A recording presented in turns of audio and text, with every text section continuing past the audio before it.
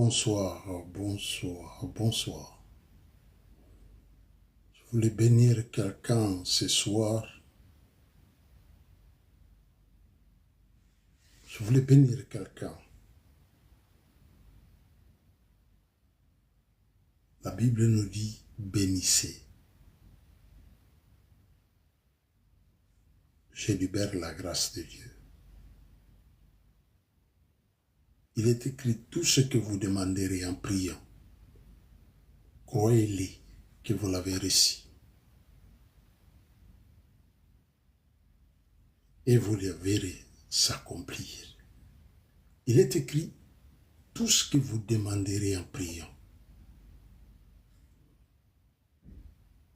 Dans l'Ancien Testament, Aaron était comme un intermédiaire, Moïse était comme un intermédiaire, les sacrificateurs de l'Ancienne Alliance étaient comme des intermédiaires entre Dieu et les hommes. Alors le Dieu invisible, il va porter la nature de l'homme pour racheter l'homme pécheur que nous étions hier. Et aujourd'hui, ce qui est merveilleux, nous sommes la justice de Dieu en Christ. Selon 2 Corinthiens chapitre 5, le verset 21.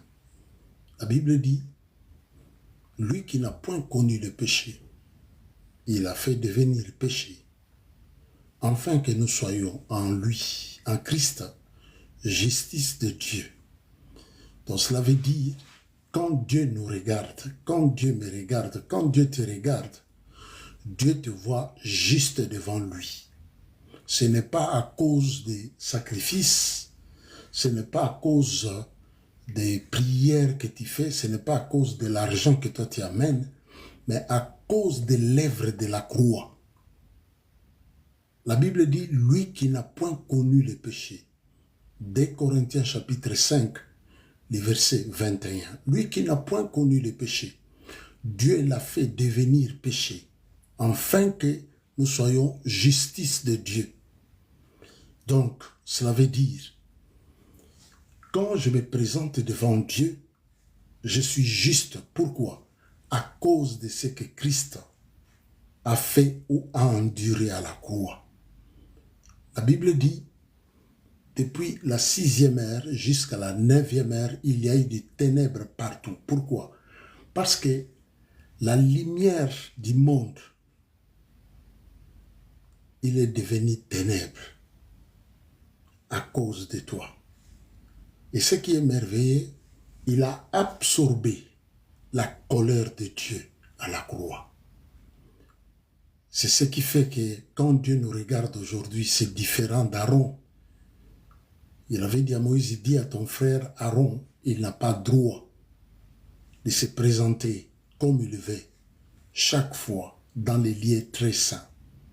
Aaron avait droit de se présenter dans les lieux, dans les saints des saints, une seule fois. Mais quand lui, il a crié à la croix, Père, tout est accompli, nous avons le libre accès devant son trône. C'est pourquoi c'est différent d'Aaron. On peut se présenter devant lui à tout moment, à chaque instant. On peut se présenter. Ce qui est différent d'Aaron. Aaron, c'était une seule fois par an. Aaron, une seule fois par an, Aaron avait droit d'entrer dans les lieux très saints. Mais écoutez ce que la Bible dit. Avant d'entrer dans les lieux très saints, Aaron devait se purifier. D'abord, Aaron devait offrir les sacrifices d'expiation pour ses propres péchés. Mais ce qui est merveilleux de nos jours, la Bible dit, 2 Corinthiens chapitre 5, le verset 21, lui qui n'a point connu le péché, Dieu l'a fait devenir péché, afin que nous soyons en lui, en Christ, justice de Dieu. Cela veut dire, quand Dieu nous regarde, Dieu nous voit juste à cause de l'œuvre de la croix. Quel privilège! Et les mensonges d'aujourd'hui, quand je regarde les chrétiens, les mensonges d'aujourd'hui, on vous dit, donnez et il va vous bénir après. Il dit, qui lui a donné les premiers pour recevoir de lui au retour? Il nous a bénis de toutes sortes de bénédictions spirituelles dans les lieux célestes en Christ Jésus. Je bénis quiconque en life, je libère la grâce de Dieu dans ta vie. Il y a plus de 2000 ans, le rideau du temple s'est déchiré. Tu as le libre accès, j'ai le libre accès. Il nous a fait un royaume de sacrificateurs pour Dieu. Donc, je suis roi et sacrificateur. Selon la loi, il ne peut pas, parce que lui, il vient de Juda. La Bible dit tribu à laquelle Moïse n'a rien dit à ce qui concerne les sacerdoces. Pour les sacerdoces lévitiques, c'était seulement les descendants d'Aaron qui avaient droit dans les sacerdoces lévitiques, selon la loi. Mais la Bible déclare, lui, il est venu en tant que sacrificateur pour toujours, selon l'ordre de Melchisédek. L'ordre d'Aaron a cessé d'exister. Il est venu, il a accompli la loi. C'est pourquoi ce jour-là, dans la transfiguration, Moïse était là. Moïse qui symbolisait la loi. Élie, les prophètes. La Bible dit les trois s'entretenaient ensemble. Pierre dit, Seigneur, dressons trois tentes ici. Dressons trois tentes qu'on puisse rester. Un pour toi, un pour Moïse et l'autre pour Élie. La Bible nous dit quelque chose. Pendant qu'ils s'entretenaient, il niait les sépara. Pendant qu'ils s'entretenaient, il niait les sépara. Élie disparut. Moïse disparut. Il reste seul. Et quand seulement il est resté seul, le Fils, la Bible dit, une voix fit entendre du haut des cieux. Celui-ci est mon Fils bien-aimé. Écoutez-les. Longtemps, il nous a parlé par les prophètes. Mais aujourd'hui, il nous parle par les Fils. Qui est sa parole? La Bible dit au commencement était la parole. C'est une exhortation que je fais quand on voit des choses, ce qui se passe dans des réseaux. Les enfants de Dieu, nous avons la responsabilité pour ceux qui ont reçu Christ dans leur vie authentiquement comme Seigneur et Sauveur. Nous avons la responsabilité de s'exhorter mutuellement. C'est ce que nous faisons. Si je disais, ma sœur, je vois, mon frère, je vois, j'allais avoir des gens qui vont tapoter ou partager. Mais il dit, exhortez-vous mutuellement, c'est ce que nous faisons. Oui, que Dieu vous bénisse abondamment. Que Dieu vous bénisse abondamment. Que la grâce de Dieu abonde dans vos vies. C'est ce que je disais. Si je prophétisais là, il y aura beaucoup de gens, je ne sais pas qu'est-ce que vous cherchez. À chaque fois, des lives comme ça, tu vois, homme de Dieu, prophète, localise-moi, prophétise sur moi. Et quand vous demandez des choses comme ça, vous vous livrez vous-même dans le monde des ténèbres, des hommes que vous ne connaissez pas, ni d'Adam, ni d'Ève, vous ne connaissez pas de quel esprit qui sont animés. Or, la Bible nous dit qu'il n'y ait point parmi vous ceux qui consultent, ceux qui invoquent les esprits des morts. Et aujourd'hui, on attend des hommes, prophètes voyants. Tu vois, les chrétiens, ils vont aller. Il dit prophète voyant. Les chrétiens y vont. Mais la Bible nous dit qu'il n'y ait point parmi vous ceux qui consultent, ceux qui invoquent les esprits des morts. Il vous parle et dit, je vois ton père qui est décédé. Et puis, toi tu dis, localise-moi. Il dit, homme de Dieu, localise-moi. Tu lui donnes l'accès dans ta vie. Et quand tu as des difficultés qui viennent à cause des portes que toi-même tu as ouvertes dans ta vie, parce qu'il dit aujourd'hui, il n'y a plus d'intermédiaire. La Bible nous dit, invoque-moi, je te répondrai. Jérémie chapitre 29, le verset 11. Jérémie chapitre 29, le verset 11, je pense. Invoque-moi, je te répondrai, je t'annoncerai des grandes choses, des choses cachées que toi tu ne connaissais pas. Je disais tantôt là, aujourd'hui l'intermédiaire, c'est fini. Aaron était intermédiaire, Moïse était intermédiaire, les sacrificateurs de l'ancienne alliance étaient des intermédiaires. Nous sommes dans la nouvelle dispensation du Saint-Esprit, la nouvelle alliance. Dans la nouvelle alliance, je suis sacrificateur, tu es sacrificateur. Il nous a fait un royaume de sacrificateurs pour Dieu. C'est pourquoi quand je crie, il écoute. Pourquoi? Parce que c'est lui qui m'a fait un royaume de sacrificateurs. Que Dieu vous bénisse abondamment. La grâce de Dieu abonde dans vos vies. Je libère les faveurs de Dieu. Ceux qui entendent quelque chose de la part de Dieu. La Bible dit priez les uns les autres. Il est écrit la foi, c'est une ferme assurance des choses qu'on espère, une démonstration de celles qu'on ne voit pas. Il dit tout ce que vous demanderez en priant, croyez-le que vous l'avez reçu et vous le verrez s'accomplir. Au nom de Jésus-Christ de Nazareth, je bénis la vie de mon frère, la vie de ma sœur, en ligne ou ceux qui regardent en bas. Seigneur, bénis leur vie en ces jours. Ta grâce dans leur vie. Je publie une année de grâce de l'Éternel. Il est écrit, c'est toi qui tiens l'épée, tu décides les combats en notre faveur. Ce qui est combat dans la vie de mon frère, dans la vie de ma sœur, Seigneur, entre tes mains. Ta victoire, c'est notre victoire. Voilà pourquoi nous ne combattons pas pour remporter la victoire, mais nous combattons dans la victoire. La majesté et la gloire te reviennent, toi qui as déchiré l'acte dont les ordonnances nous condamnaient et qui subsistait contre nous à la croix. La puissance, la grâce de Dieu dans vos vies.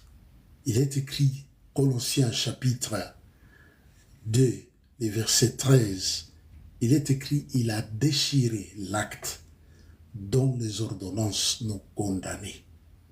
Peu importe les malédictions lancées contre ta vie, Christ a été maudit à la croix pour toi.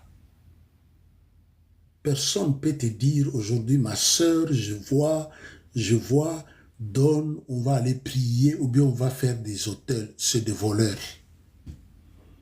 Si aujourd'hui, dans la dispensation de l'Esprit, dans la dispensation de la grâce, dans la grâce du Seigneur, un homme de Dieu te dit, donnez-moi quelque chose pour bâtir l'autel, pour détruire les autels, et c'est un voleur. C'est un voleur. Il faut aimer la pureté de la parole, bien que la Bible dit dans les derniers jours, il y aura des temps difficiles. Les hommes auront la démangeaison de la vérité. Ça, c'est la vérité, la pureté de la parole de Dieu. Ça, c'est la pureté. Et il envoya sa parole et sa parole les a guéris de leur angoisse. Vous savez, la parole de Dieu, sans que quelqu'un t'impose les mains ou les pieds, ou il te demande de prendre de l'eau, boire, tu peux être guéri quand tu écoutes seulement la pureté de la parole de Dieu. Parce que la Bible dit, il envoya sa parole et sa parole les a guéris de leur angoisse. La parole de Dieu, capable de guérir, de bénir, de libérer. Il dit, allez, dans les villages qui est au-devant de vous, vous trouverez une ânesse attachée, détachez-les. Détachez-les, amenez-les-moi. Si on vous pose la question, dites que le maître en a besoin. Peu importe si on était détaché hier, Mais quand on reçoit, la Bible dit à tous ceux qui l'ont reçu, à tous ceux qui croient dans sa parole, Dieu leur a donné le pouvoir de devenir enfants de Dieu, lesquels sont nés ni de la volonté du sang, ni de la chair, mais de l'Esprit de Dieu. Et quand toi, tu es enfant de Dieu, si pour te donner la vie éternelle, Christ est allé à la croix, toi tu ne lui as pas demandé, tu n'as pas payé, tu n'as pas donné les offrandes, tu n'as rien payé, il est allé à la croix pour toi. Et pour des bénédictions qui a un délai, il ne te donnera pas, tue pas. Il dit, si méchant que vous l'êtes, vous savez donner de bonnes choses à vos enfants.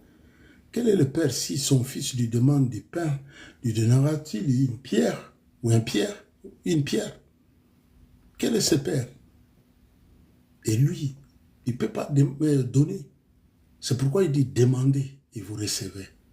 Demandez, il faut avoir, la Bible dit, il dit, si vous avez la foi petit comme le grain de sénévé, c'est vraiment minime, très fine là, petit. Et la foi vient de ce qu'on entend, et ce qu'on entend doit venir de la parole de Dieu. La foi doit venir de la parole de Dieu, pas de la parole des hommes. Jérémie chapitre 23, il dit, je suis contre les prophètes qui prennent leurs propres paroles pour ma parole donnée aux enfants de Dieu, comme si c'était la parole de Dieu. Jérémie 29, il est contre aussi. 23, il est contre. Tous les serviteurs aujourd'hui, quand vous regardez dans les réseaux, les enfants de Dieu commencent à parler plus les paroles de leur pasteur que la parole de Dieu. La Bible dit au commencement était la parole. Et la parole était avec Dieu. La parole était Dieu.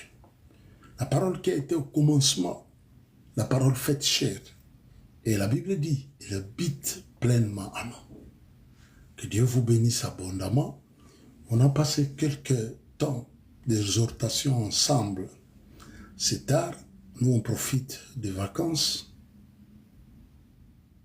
Profite des vacances pour se reposer. La grâce de Dieu dans vos vies, la puissance de Dieu abonde dans vos vies. Ceux qui sont malades, la Bible déclare, c'est par ces meurtrissures que nous avons la guérison. La guérison, nous n'avons pas la guérison parce qu'on donne des offrandes, non. Nous avons la guérison parce qu'il a été meurtri à la croix.